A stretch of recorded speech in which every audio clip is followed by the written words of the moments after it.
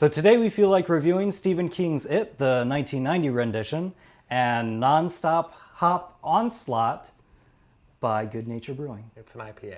It's an IPA. Kiss me, fat boy. So are you excited about the new movie? Not at all. And I'll tell you why. I did not watch it when I was a young child. I watched it for the first time very recently. And so it didn't have that much of an impact on me. And I'm not terribly excited about a sequel to an already bland movie. I didn't watch Jurassic Park until my late 20s. I was not excited about Jurassic World. It held no nostalgia for me. I'm sure it'll be an okay movie. I just don't need to see it. Here's the thing. So it's going to come out tomorrow, and I'm kind of excited about it. I'm not a huge fan of the 1990s version. The first time I watched it, it was very slow, very long. I was kind of falling asleep. Watching it again today, I was a lot more entertained, but it's still a long movie. Yeah. I feel like it could really be condensed into like an hour and a half, which is my hopes for this remake. Also, I'm a big fan of Stranger Things, which I'm going to make you watch. The Duffer Brothers, who made Stranger Things, was originally going to make It. Okay, so it's influenced a lot by. Stranger Things is influenced by it. Yes, and they actually share an actor, Finn Wolfhard. He will play the part of Richie Towser. My favorite things about the first movie were Tim Curry's acting and the imagery. And Tim Curry is not going to be in the new one. Yeah. Which leaves them to either fix what was boring about the first movie and make it acceptable, or use different, better imagery. And this, of course, isn't the first movie featuring the name It. Usually, It versus or It comes from. It came from the discount section at Walmart. It came from my right armpit. It won't return my calls. So normally we don't do this, but spoiler alert for any of you that are new to the channel. We are going to go over the complete synopsis of this film. So if you have not yet watched this movie, if you're planning to watch the new movie or read the book, just be warned, we're going to talk about the whole plot.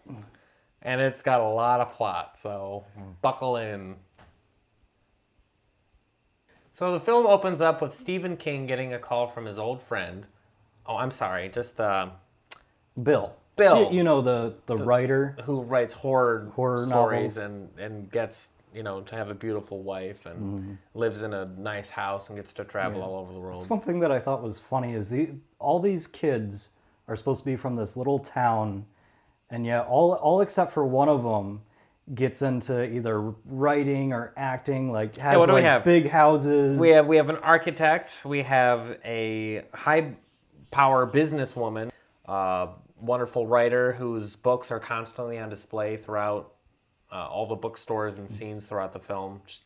If you grew up in a derpy little town in the middle of nowhere, good job, I feel you're like going to make it. That must be like what Stephen King thinks of as reality, because he got out of a little town and made it. He just assumes that all his childhood friends are probably, just as wealthy as him. Yeah, of course. But anyways, so Bill...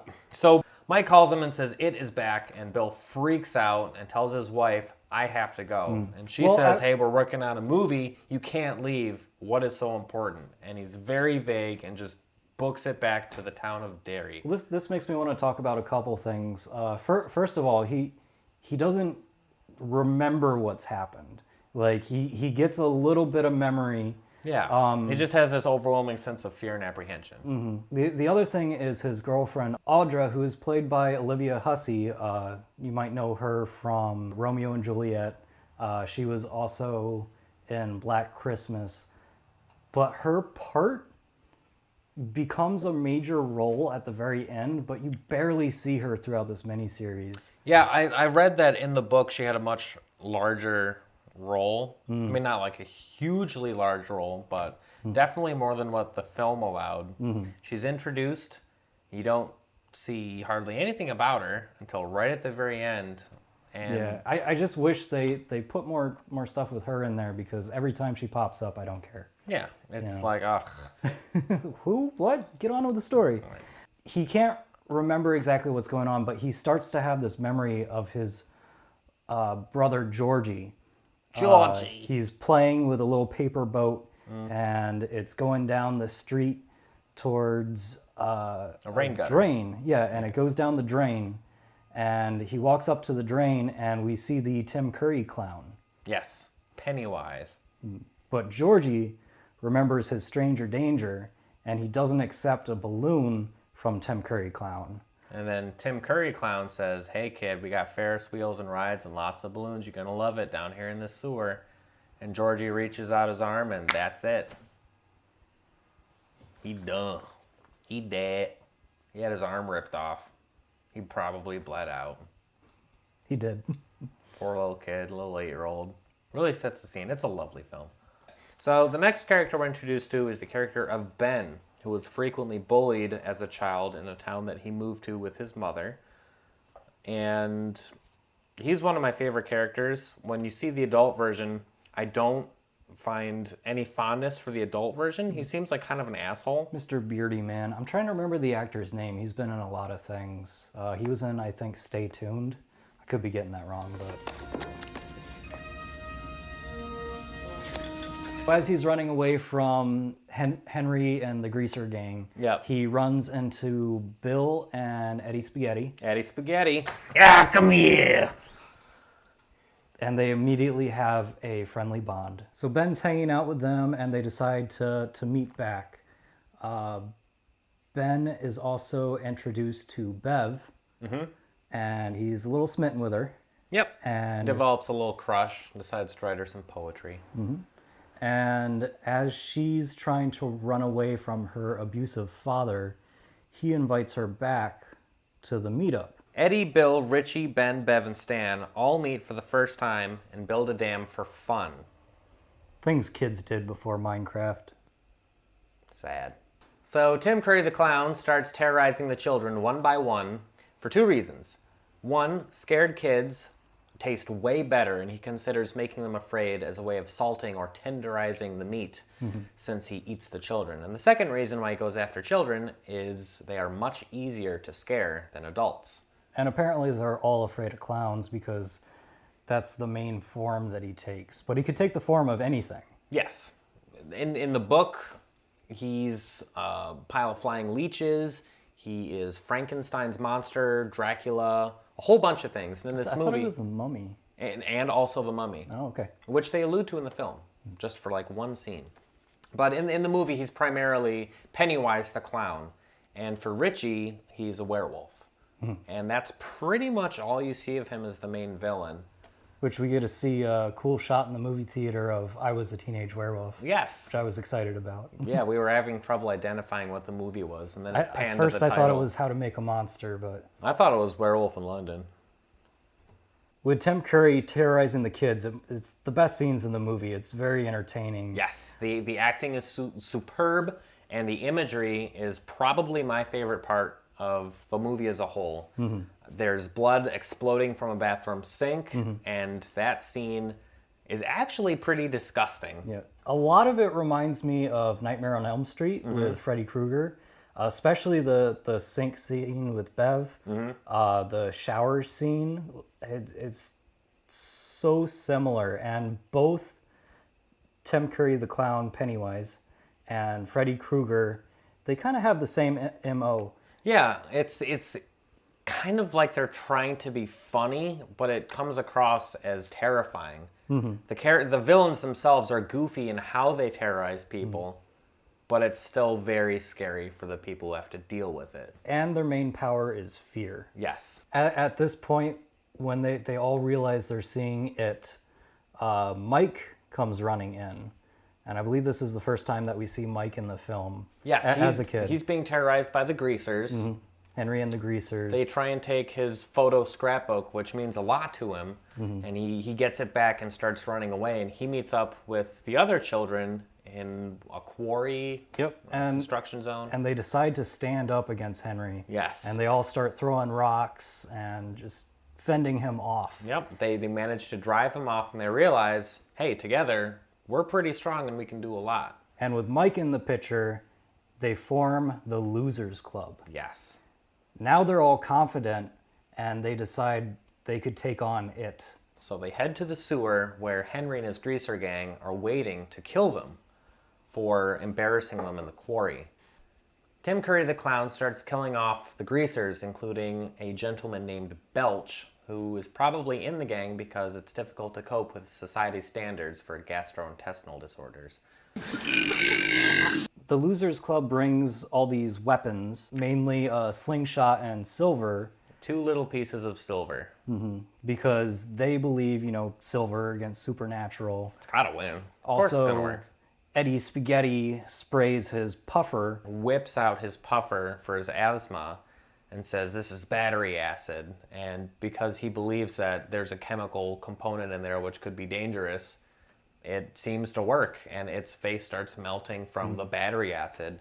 And it's very clear at this point that it's more their willpower and their childlike belief that's hurting the monster. And their bravery. Now they're over the fear, which is its power. Yeah, they're stepping up to it instead of running away in fear.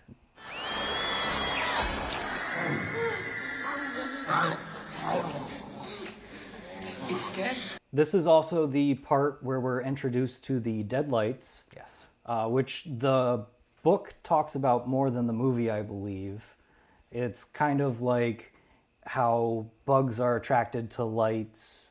I think the movie tried to make him more out like a spider creature. Yeah. So he's trying to lure in his prey. Which is also interesting, speaking about spiders, when Bev's father asks her about what did you see in the sink, she says a spider. Which she's lying Mind blown. because her father doesn't see the blood. But yeah, that's a good point. This movie gets another half star. Yeah. After the clown runs away injured, the loser gang makes a pact that if it ever returns, so will they. And they have successfully defeated the clown. Keep in mind, this is only the halfway mark of the movie. Woof. I need a drink. Yeah, me too.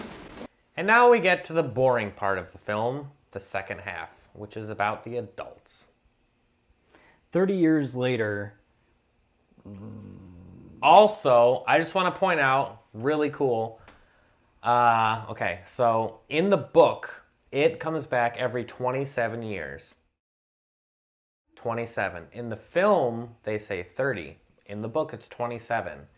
And 27 years after 1990 is 2017. hey. Oh, and that's why they're doing the movie now.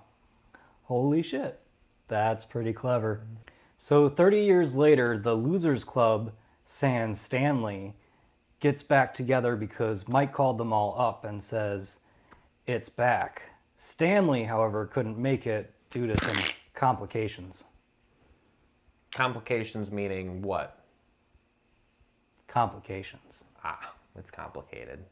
As their memories come back, they realize that there's something wrong with the town, like it has infected everybody in the town. Yes. They remember a lot of the townsfolk, just ignoring these awful things that are happening. Bev has a memory where she's being bullied, and an adult looks over and sees exactly what's happening and just ignores it completely. And as they're back in the town, I think they're getting infected too, because they all start acting really weird, a little too friendly with Bev, Yes. especially Ben. And I'll tell you the reason for that is Ben is a Budweiser fan. Because he really wants to be in Bev. Oh my God. Tim Curry's lame jokes are also something that I appreciate. Is Yeah. your refrigerator running? Well, you better go out and stop it. Excuse me, sir. Do you have Prince Albert in a can? You do? Well, you better let the poor guy out. They were amazing. I felt like they were out of place in this film because it's kind of like this nostalgic what it was like to be a kid. And then it would be every part would Tim Curry would be either scary or just extremely hilarious. Right, and I think it's interesting that a lot of adults watching this film find Tim Curry hilarious, but I know personally a lot of people who saw this movie when they were kids found it terrifying. It would which be. is how clowns are. Mm-hmm. Like, they can be absolutely terrifying when you're a child, but as an adult, like, yeah, that's pretty funny. I would go see a circus full of Tim Currys. Yeah, absolutely. Be great. Most of them are on the edge. They're not quite sure if they're really obligated to take on it again. And I think a reason for that is they have to face Pennywise on their own again. Bev meets him in a house, Richie meets him in the library, and they all have these incidents which reinforce the idea that this is something that's powerful and absolutely terrifying. And so they all kind of second guess why they are actually back But there. they keep going back and forth, and I think the main thing that made them want to team up again was the return of Henry, and he stabs Mike. Yes. Yep. So they're like, Puts this is... Mike in the hospital and... They realize how important this was to Mike, all the research that he's been doing since he was a kid. Yeah, everyone else was successful. He stayed in this Dumbo town to keep watch, which they all kind of forgot about until they came back. So they feel an obligation out of loyalty to the Losers Club. They got to stick together. When they're back in the sewer, they see it take the form of Georgie, Bill's younger brother. And it's horrible for Bill. And at one point he tries to break the circle. They're all holding hands, standing fast. And the sight of his younger dead brother makes him overcome with emotion. And his brother starts blaming him for his Yes, death. which he obviously has to feel some sort of guilt for. But the Losers Club stands strong and they overcome this deception and see it for its true form, which in this movie is a giant spider. It's a really cool puppet. And I read that one of the actors who in the film didn't interact with the spider, the actual actor himself felt really disappointed that he didn't get to work with the spider puppet because it really is a cool special effect. Must have taken a lot of work. I actually enjoyed the stop action spider a lot better. Yeah. The puppet was a cool design, but it didn't have much motion to it, so you could really tell it was a puppet. Yeah. But it was, a mini series, so I'm sure they didn't have the budget. Yeah, I also read that towards this part, they had a different ending planned, a slightly different ending. At one point, Pennywise comes to them in like a shadowy image while they're in the sewer, and they wanted to do a lot more with that as well as the ending, but they ran out of funding and had to kind of rush to put it together what it was, which is why the ending is so cheesy. Yeah, They didn't want it to be that. It's a little absurd. They kill it. Yep. And they rip out its heart from its deadlights. The end. And not quite, because this Audrey, Audra. who we don't care about the whole movie, we know at one point she gets abducted by it, Yeah. but she doesn't seem like an important character. They get her back, and she's catatonic. Yep. And Bill rides down a hill in a bike with her in the front. It was his favorite bike as a child, Silver he called it, and he wants to take her out riding on his bike, and she has no idea what's going on. So he just goes down the hill with this catatonic lady. In the Everybody's middle like, of traffic, so cars are screeching to a halt and beeping at him, and he's just, oh, this is great, woo! and she comes back. Yep, she's like, Because oh, how wonderful. bikes. We actually tried that with another friend, and there's a reason why it's not in this video. It's because he's now in a catatonic state. So watching this the second time, I definitely enjoyed it more. I think I said this before. The first time, I was tired throughout the film. It's 3 hours. It's a very long movie. It's hard it makes your And butt sore. If they had finished with the children first, it would have been a lot more entertaining, because definitely the strongest part of the film is the children. Or they could have compressed it all. The way that the miniseries works is you're introduced to one character as an adult, and then you get a flashback of them as a child, and it goes through their story, and then you're introduced to another character as an adult, and then flashback, and so on and so very forth. repetitive, and a lot of, apart from the separate imagery of it terrorizing them, you hear the same story 6 times in a row, and it's just, I feel like they could have done one flashback and then them returning to fight it. Also, because it's a made-for-TV miniseries, there's a lot of weird transitions that kind of took me out of it. They had these weird blur in, blur out. Yeah, the pacing was definitely odd, but that's to be expected from, you know, a compressed version of an already longer series. Also, there's constant fade-outs for a commercial break, and I've been programmed as a kid that when you see that fade out, Time to grab a drink, go to the bathroom, leave. So I'm kind of like Pavlov's dog with peeing. Whenever I see that fade out, I need to get up and go to the bathroom. It makes it difficult. I'm sure it does. All right, let's crack open this bad boy. After you. We are trying Non-Stop Hop Onslaught by Good Nature Brewing. It's a farm-to-bottle company in central New York. So we were lucky enough to get our hands on it. Let's give it a shot, see what we think. All right, cheers. Cheers. Cheers. That's crisp. Yeah. It's very, very light. What is this? 4%? 4%. Yeah, it's a good mow your lawn beer. Yeah, nice Kinda- hot summer day. Just Kinda chill back, tastes relax. like the grass that you'd mow. Yeah, a little bit. A little bit. I mean, maybe not my grass. No, it's very mellow. It's middle of the road. It's not too fruity. It's got a little bit of that stone fruit, but it's also got a touch of bitterness, but not too much. Yeah, and the bitterness is pretty herbal. So, watching Tim Curry the Clown with his non-stop onslaught, and drinking the non-stop hop onslaught, it's an enjoyable night. Yeah, it was pretty good. I might not watch the miniseries again, at least not anytime soon because of the length, but it was enjoyable. Yeah, it was good. As far as it goes, it was watchable. It was pretty good. So is this. This and it.